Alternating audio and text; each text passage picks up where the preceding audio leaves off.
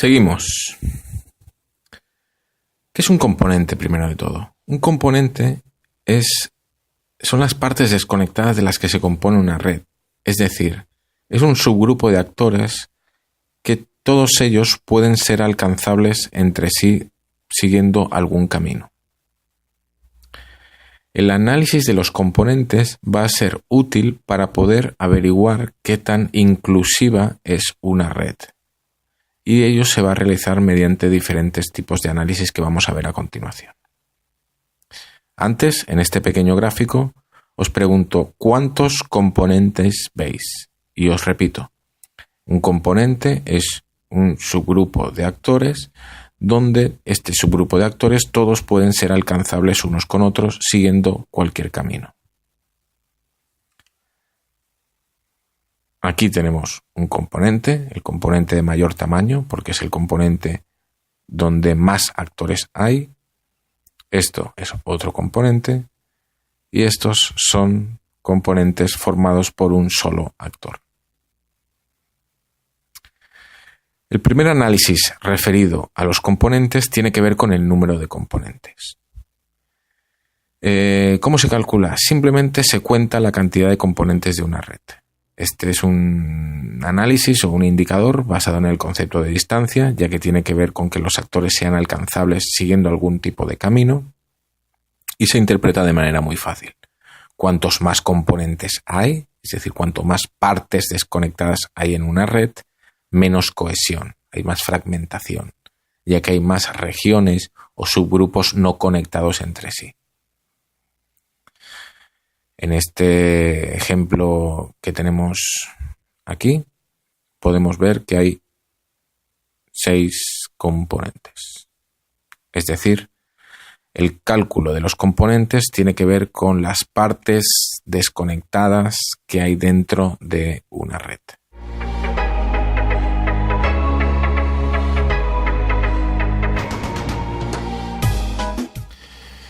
¿Importa la dirección a la hora de realizar el análisis de los componentes?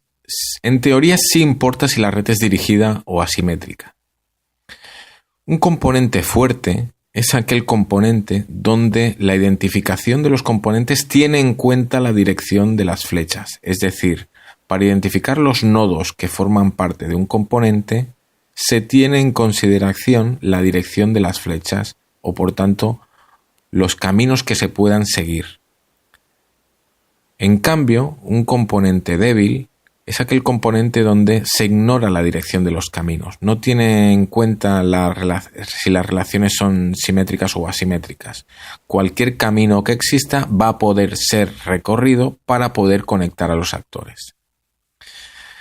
En este ejemplo que tenemos aquí, se trata de una red dirigida, ya que podemos ver que hay flechas. Por ejemplo, del 11 hacia el 1 hay una flecha. En cambio, no hay flecha de vuelta o no hay camino de vuelta del 1 hacia el 11. El análisis de componentes fuertes tendría en cuenta la dirección de esas flechas para poder incluir a los actores dentro de un componente. Por tanto, el 11 no formaría parte de este componente, ya que no podría ser alcanzable de vuelta por el 1. En cambio, en el ejemplo que tenemos marcado aquí con los círculos naranja, se trata de identificar componentes débiles. Es decir, se identifica los grupos de actores que puedan ser alcanzables siguiendo algún camino, sin importar la dirección de las flechas. En la mayoría de los análisis, lo que se realiza es un análisis de componentes débiles. Es decir, en la mayoría de las investigaciones, en la mayoría de los informes de investigación, a la hora de identificar componentes, lo que se realizan son identificación de componentes débiles. Es decir, grupos de actores alcanzables entre sí, siguiendo algún camino posible, sin importar si se trata de relaciones dirigidas o no dirigidas. Es decir, teniendo en cuenta todas las relaciones como si fueran simétricas. Esto es lo que se recomienda, que no importe la dirección a la hora de calcular los componentes y, por tanto, que se identifiquen siempre componentes débiles. ¿Por qué es recomendable identificar siempre componentes débiles?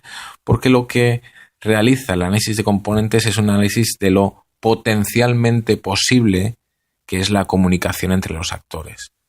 Al ser el análisis de componente un indicador basado en el concepto de distancia, lo que estamos calculando es qué tan posiblemente conectados a diferentes pasos estén las personas, sin importar tanto la dirección de las flechas, ya que estamos estudiando, digamos, potencialidad más que realidad. Y entonces, en este análisis de componentes que hemos identificado componentes débiles, es decir, grupos de actores alcanzables entre sí por algún camino sin importar las flechas, lo que estamos identificando son partes constituyentes de la red, es decir, que puedan ser conectados de alguna u otra manera. Por tanto, se recomienda que cuando nosotros calculamos cuántos componentes hay en una red, el programa a veces nos pregunta, ¿calculo componentes fuertes o componentes débiles? Es muy recomendable, siguiendo la literatura y siguiendo las recomendaciones de que lo que estamos haciendo es un análisis de lo potencialmente posible que es la comunicación entre los actores, que estudiemos los componentes débiles. Es decir, no tengamos en cuenta la dirección de las flechas, aunque en teoría sí importe, no la tengamos en cuenta y calculemos siempre componentes débiles. ¿Importa la intensidad a la hora de calcular los componentes? No importa la intensidad. Recordemos que al estudiar todos los indicadores que tienen que ver con distancia, lo importante no es el grosor de la línea que conecta a los actores, sino el camino, que exista un camino. No importa si ese camino es grueso o intenso, o bien si es débil o simple. Lo que importa es que exista un camino, sin importar la intensidad.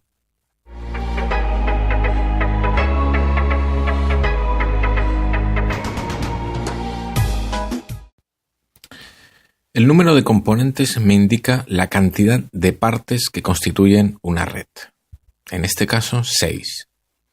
Sin embargo, que esta red tenga 6 componentes me dice poco, ya que no me dice si estas 6 componentes es mucho, poco o nada, es decir, son muchos componentes en función del número de actores. Necesito lo más adecuado para poder comparar diferentes redes y, por tanto, para decir que esta red es más cohesionada o que otra red es menos cohesionada. Lo mejor es poder calcular un ratio de componentes. El ratio de componentes es un indicador que me va a señalar qué tantos componentes hay en función del número de actores. Lo que calcula es una tasa. Específicamente, lo que hace es dividir el número de componentes de una red en función, es decir, dividido por el número de actores. Específicamente, mejor dicho, lo que se calcula es el número de actores, el número de componentes menos 1 y se divide por el número de total de actores menos 1. En este caso, tenemos 6 componentes, un componente, 2 componentes, 3, 4, 5 y 6, es decir, 6 partes tiene esta red, 6 menos 1, y lo divido por el total de actores, es decir, por el total de nodos. En este caso, hay 20 nodos en la red. 20 menos 1 se divide el número de componentes menos 1 entre el número total de actores menos 1 y me da el ratio de componentes, o el component ratio en inglés, que es como lo vamos a encontrar en el software. 0,26. ¿Qué significa este 0,26? El ratio de componentes oscila entre 0 y 1. El ratio de componentes va a ser 1 cuando todos los actores de la red estén aislados, es decir, cuando haya tantas componentes como actores en una red. En cambio, un ratio de componentes o component ratio va a ser 0 cuando todos los actores de la red estén o formen parte de un solo componente, es decir, cuando todos puedan ser alcanzables y no haya ningún actor aislado. Cuanto más próximo el component ratio, el ratio de componentes, esté a 0, es decir, cuanto más próximo a 0 esté, más cohesión habrá en la red. En cambio, cuanto más próximo a 1 esté el component ratio, más fragmentación, ya que va a haber más partes, va a haber más pequeñas partes en la red desconectadas entre sí y por tanto va a haber más fragmentación, en consecuencia, menos cohesión. En este ejemplo que tenemos en la pantalla podemos ver dos redes diferentes, una con 6 componentes y una con un solo componente. Cuando todos los actores de la red forman parte de un solo componente, es decir, todos son alcanzables entre sí siguiendo algún camino, el component ratio es igual a 0. En cambio, el component ratio es más grande cuantos más componentes hay en una red. Por tanto, entre estas dos redes, esta red es más cohesionada, ya que tiene menos número de componentes y menor ratio de componentes. Es una red más integrada, menos fragmentada. Cuantos más componentes existan, más fragmentación habrá, más partes desconectadas habrá en una red. En conclusión, ¿qué es el ratio de componentes? Es la tasa de componentes en función del número de actores. Se calcula dividiendo el número de componentes menos 1 dividido por el número de actores de la red menos 1. Es un indicador basado en el concepto de distancia. Se interpreta cuanto a mayor ratio de componentes, es decir, cuantos más componentes hay, menos cohesión, más fragmentación, ya que hay más partes desconectadas en la red. Sí importa la dirección de las flechas, aunque como hemos dicho anteriormente, lo vamos a tomar siempre como si fuesen componentes débiles, por tanto recomendamos que no importe la dirección de las flechas a la hora de identificar componentes y por tanto trabajemos con componentes débiles. Y no importará la intensidad de las relaciones, ya que no importa el grosor de las líneas, lo que importa es la existencia de caminos para conectar o alcanzar unos actores a otros.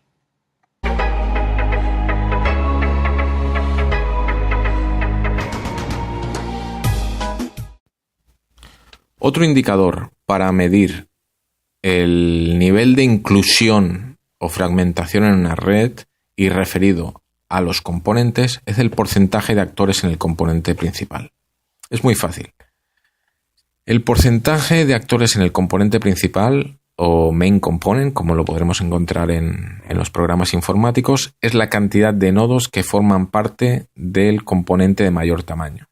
Es decir, la cantidad de actores en proporción que forman parte del componente de mayor tamaño. El componente de mayor tamaño, en este ejemplo que tenemos en la pantalla, es este, que incluye a 12 actores. Es decir, 12 nodos, 1, 2, 3, 4, 5, 6, 7, 8, 9, 10, 11 y 12, son los nodos que forman parte de este componente. Para calcular el porcentaje de nodos o de actores que forman parte del componente principal, lo dividiremos por el total de actores.